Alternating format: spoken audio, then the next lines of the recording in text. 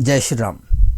जब जीवन में साढ़े साथी की शुरुआत होती है तो मन के अंदर एक डर पैदा होता है। डर इस बात का कि ये जो 7.5 साल का जो कालखंड है ये हमारे जीवन में किस प्रकार की तकलीफ़ें लेके आएगा, किस प्रकार के चैलेंजेस हमें फेस करने होंगे। इन बातों को सोचकर मन के अंदर एक चिंता उत्पन्न होती है और चिंता का कारण होता है ये साढ़े साथी।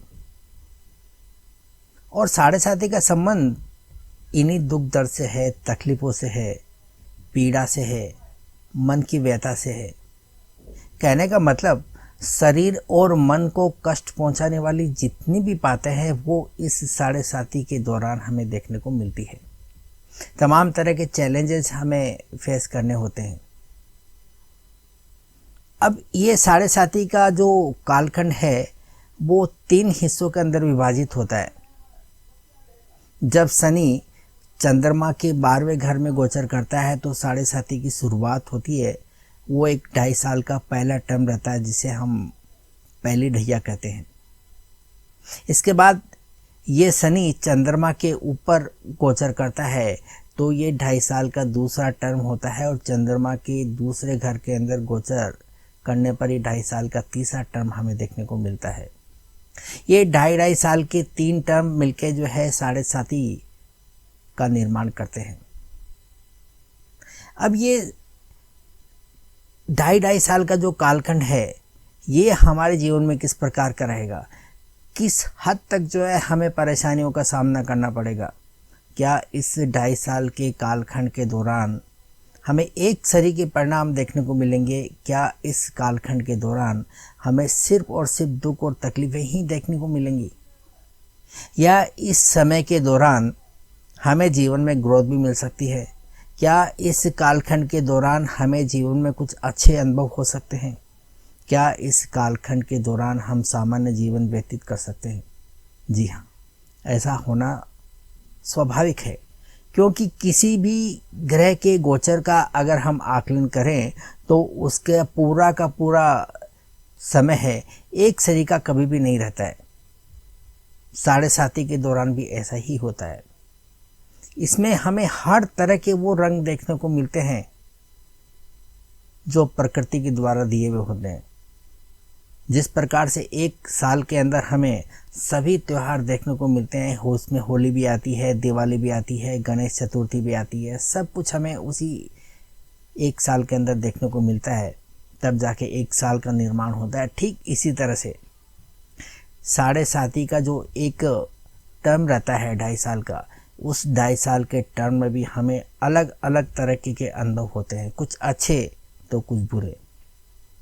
अगर हम ये देखना चाहें कि इस कालखंड के दौरान वो कौन सा समय रहेगा जिस समय के दौरान हमें अच्छे अनुभव होंगे, उस समय के दौरान हमारी ग्रोथ होंगी, उस समय के दौरान वो हमें सामान्य स्थितियों से जो है पार पाना होगा, और वो कौन सा समय रहेगा जिसमें हमारे सामने सबसे ज़्यादा चैलेंजेस होंगी, हमारे जीवन में सबसे ज़्यादा तकलीफ़ें देखने को मिलेंगी।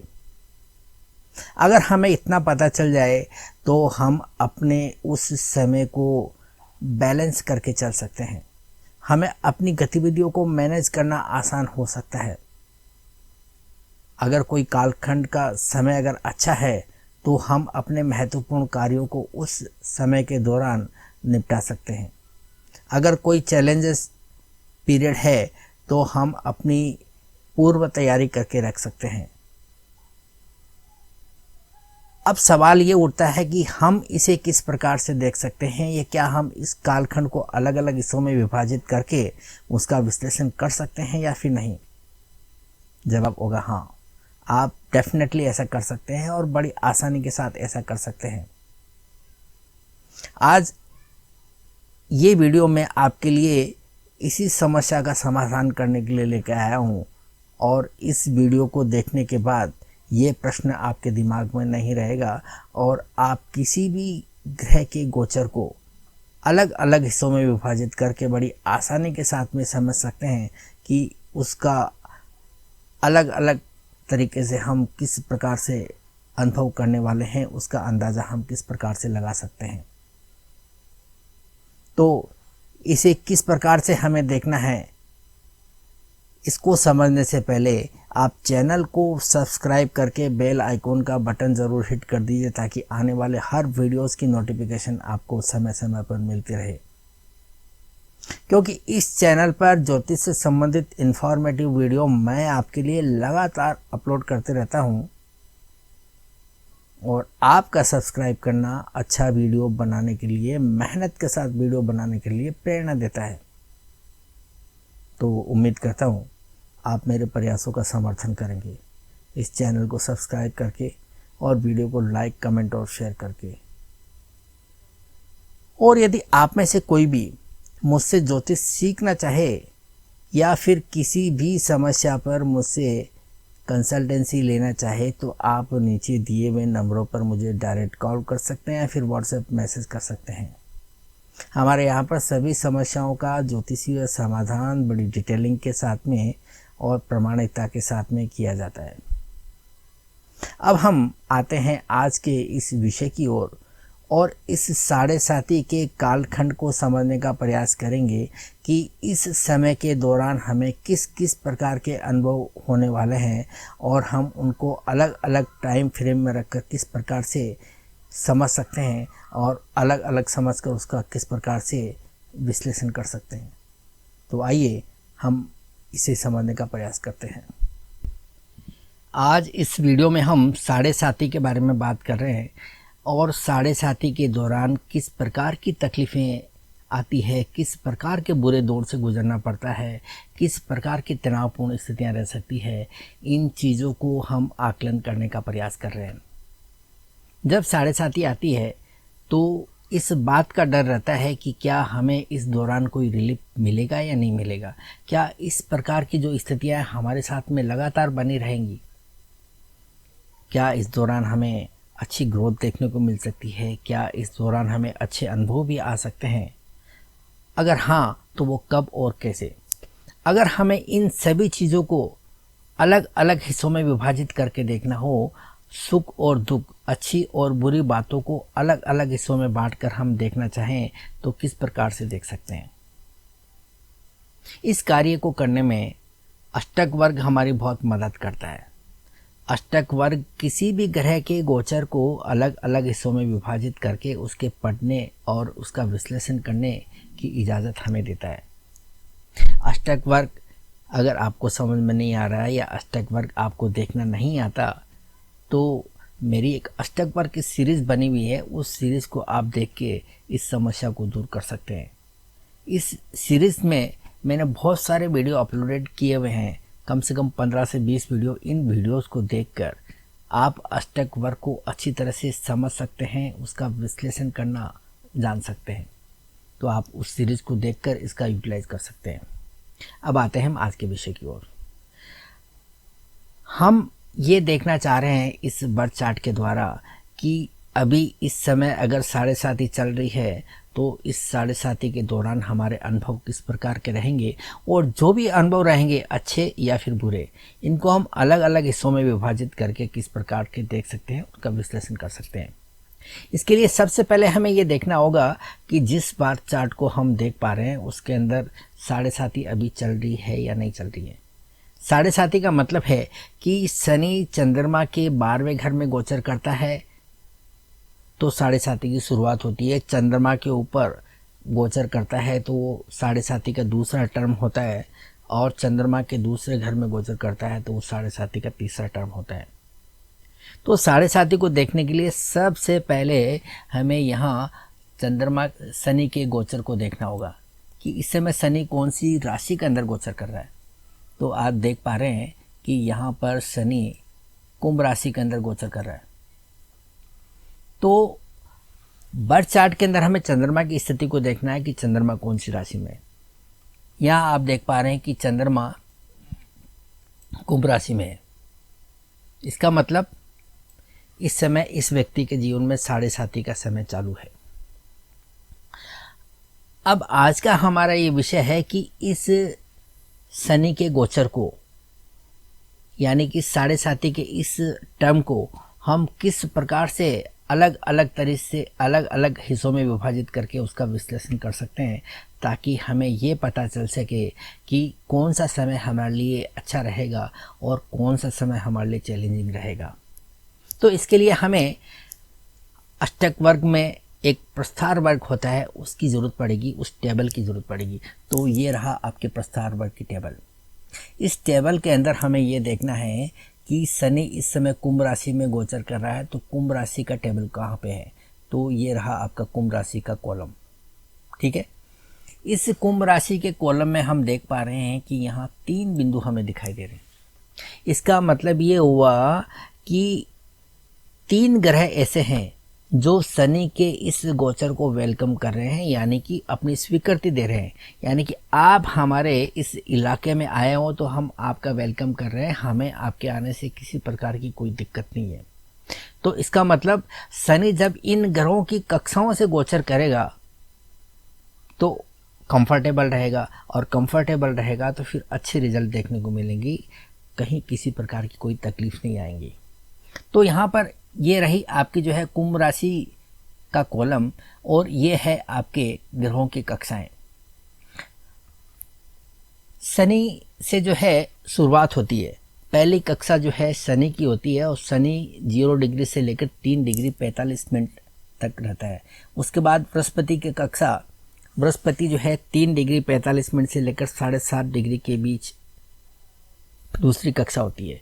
और ये मंगल की कक्षा जो है 7.5 डिग्री से लेकर 11 डिग्री 15 मिनट तक, और सूर्य की कक्षा 11 डिग्री 15 मिनट से लेकर 15 डिग्री तक। ठीक इसी प्रकार से शुक्र की कक्षा 15 डिग्री से लेकर 18 डिग्री 45 मिनट तक रहती है, और ये मरकुरी की कक्षा 18 डिग्री 45 मिनट से लेकर 22 डिग्री 30 मिनट तक। ठीक इसी प्रकार से चंद्रमा की कक्षा, और उसके बाद में लगन की कक्षा आती है। तो हमें जो है ये राशि, ये जो है आपके जो है राशि का कॉलम है, और ये कक्षाओं का कॉलम है। तो अभी हमें ये देखना है कि शनि इस समय जो है कितनी डिग्री पे गोचर कर रहा है। मान लीजिए कि शनि इस समय जो है 10 डिग्री पे गोचर कर रहा है, तो 10 डिग्री पे जो है आपका कौन से ग्रह की कक्षा आएंगी? यहाँ पर ये मंगल की कक्षा होंगी। तो यहाँ पर आपको मंगल ने एक बिंदु दिया है।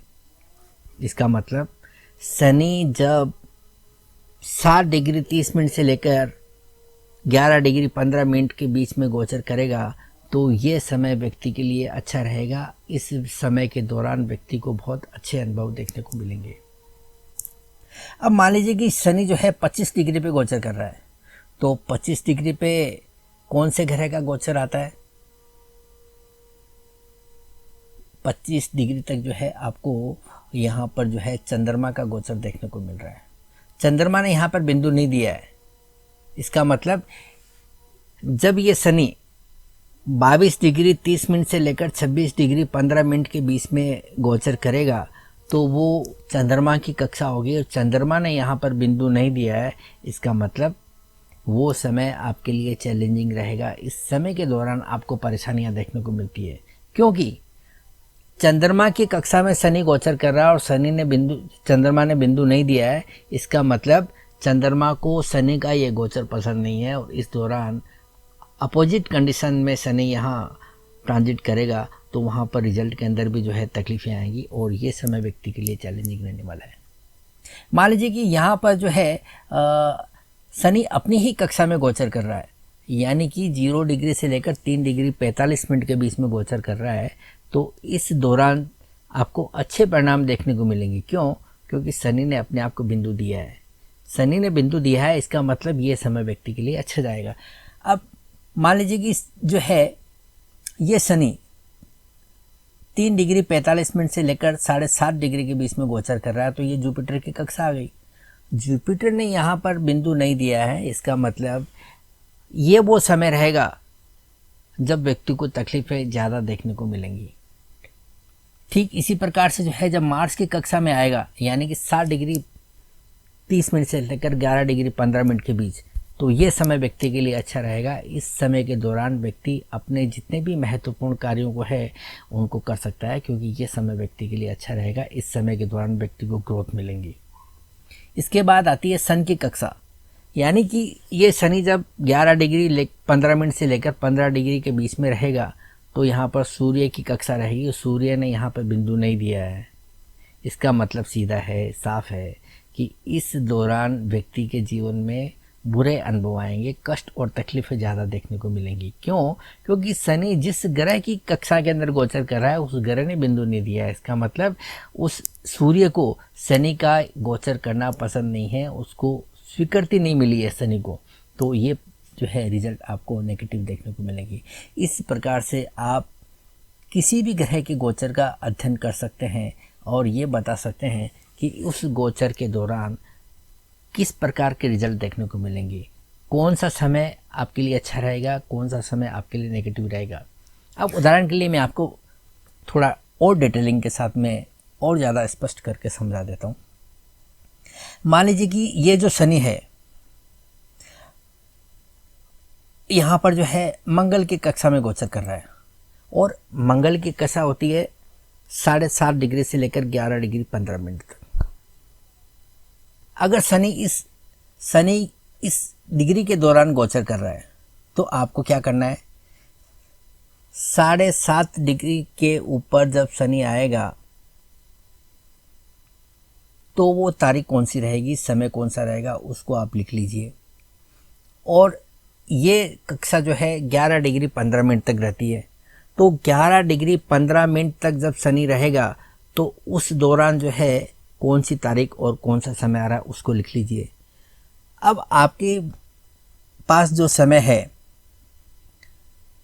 उसको आप यूटिलाइज कर सकते हैं। उस समय के दौरान आप अपने जितने भी महत्वपूर्ण कार्य हैं उन्हें आप कर सकते हैं, आपको जीवन में सफलता मिलेंगी, किसी प्रकार की कोई दिक्कत नहीं आएगी। क्योंकि शनि के इस गोचर को मंगल ने स्वीकृति दी है और इस मंगल ने स्वीकृति दी है, इसका मतलब ये है कि आपको अच्छे परिणाम देखने को मिलेंगे। इस प्रकार से आप 7.5 के किसी भी टर्म का अध्ययन कर सकते हैं डिटेलिंग के साथ में और ये समझ सकते हैं कि ये जो समय चल रहा है इस दौरान आपको जो है किस प्रकार के रिजल्ट मिलने जा रहे हैं, अच्छे या फिर बुरे। तो उम्मीद करता हूँ कि ये विश्लेषण आपके समझ में आया होगा, आपको अच्छा लगा होगा। अगर ऐसा है तो आप इस वीडियो को लाइक कमेंट कीजिए और ज़्यादा से ज़्यादा लोगों को शेयर कीजिए। मिलते हैं अगले वीडियो में किसी और जानकारी के साथ में, तब तक के लिए इजाज़त। Thank you.